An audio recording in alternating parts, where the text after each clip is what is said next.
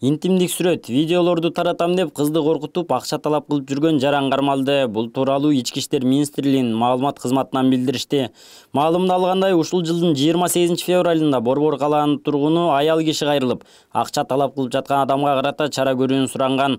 Арызында белгилүү бир адам интимдик мүнөздө видео жана фото сүрөттөр камтылган компроматтарды таратам деп коркутуу менен дайыма акча каражатын талап кылып, 140 000 сомго жакын акча каражатын буга чейин бөлүп алып койгонун билдирген.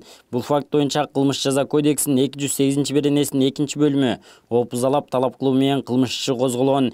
Иликтөө иш-чараларынын жүрүшүндө 3-мартта Бишкек шаарынын Шевченко көчөсүндө ижарага берилген батирлердин биринен анын жанынан белгисиз үлгүдөгү тапанча жана ыкчам топтун кызматкери деп көрсөтүлгөн түшүнүксүз жоопкерчилиги чектелген коомдун күбөлүгү алынган.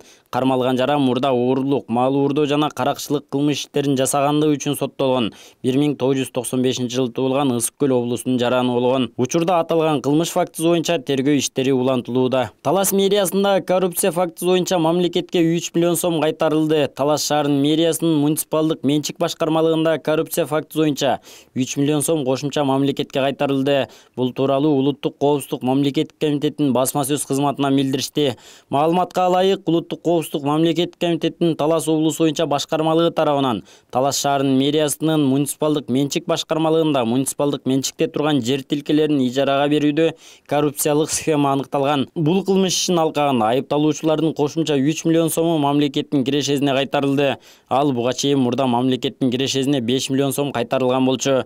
Кылмыш иши боюнча айыпталуучуларга айып тагылып, кылмыш иши андан ары кароо үчүн сот органдарына жөнөтүлөт. Учурда кылмыш ишин алкаганда кылмышка тиешеси бар башка адамдарды аныктоого багытталган тиешелүү ыкчам иликтөө иш-чаралары жүргүзүлүүдө. Президент Садыр Жапаров кече 3-мартта Бишкек шаарында Ак Кула ипподромуна пландан тышкары барды. Бул тууралуу президенттин маалымат катчысы Эрбол Султанбаев билдирди.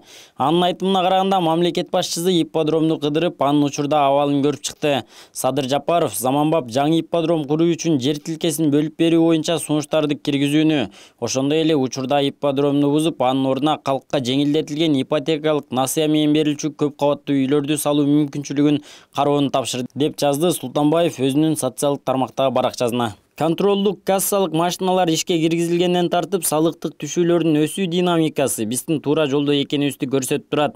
Бул туурасында Министрлер кабинетинин төрагасы Акылбек Жапаров 14 Мас эле каралган Кыргыз Республикасынын Министрлер кабинетинин кезектеги отурумунда билдирди. Акыркы жылдары мамлекет бир дагы жаңы салыкты киргизген жок болгон ишкерлер учурдагы мыйзамдарга ылайык контролдук кассалык машиналарды орнотуп, ал аркылуу иштөөсүн суранабыз. Контролдук кассалык машиналар ишке киргизилгенден тартып, салыктык түшүүлөрдүн өсүү динамикасы биздин туура жолдо экенибизди айгинелейт.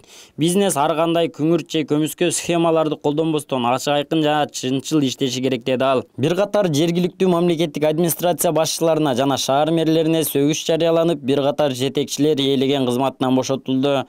Бул тууралуу президенттин басма сөз кызматынан билдиришти. Социалдык экономикалык көрсөткүчтөрдүн төмөндүгүнө, функционалдык милдеттерди аткаруунун деңгээлинин жетишсиздигине байланыштуу төмөн баа алган жетекчилердин катарына киргендигинен, жер амнистиясын жүргүзүү боюнча түзүлгөн комиссиянын ишин текшерүүнүн жыйынтыгы боюнча, ошондой эле жергиликтүү мамлекеттик администрациялардын башчыларынын жана облустук деңгээлде шаарлардын мэрлеринин 2022 жылга аткарылган иштер жөнүндө отчетторун кабыл алуу боюнча жумушчу комиссиянын чечимине ылайык Кыргыз Республикасынын президенти төмөнкү чечимдерди кабыл алды. Жумгал райондук мамлекеттик администрациясынын башчысы Матамбаев Жамшит Кадырович жана ошондой эле Аламүдүн районунун мамлекеттик администрациясынын башчысы Анаркулов Бактыбек Кочкорович ээлеген кызматынан бошотулду.